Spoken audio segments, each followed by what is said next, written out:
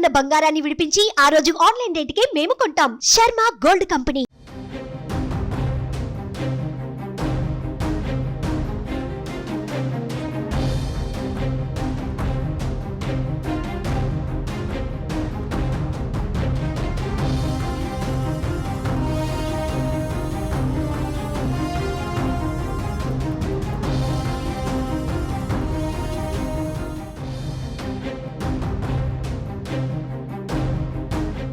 గుడివాడలో వైసీపీ అభ్యర్థి కొడాలి నాని వెనకంజలో ఉన్నారు. ఇక్కడ టీడీపీ అభ్యర్థి వెనిగండ్ల రాము ఆధిక్యంలో ఉన్నారు. వెనిగండ్ల రాము 1300 ఓట్ల ఆధిక్యంలో కొనసాగుతున్నారు.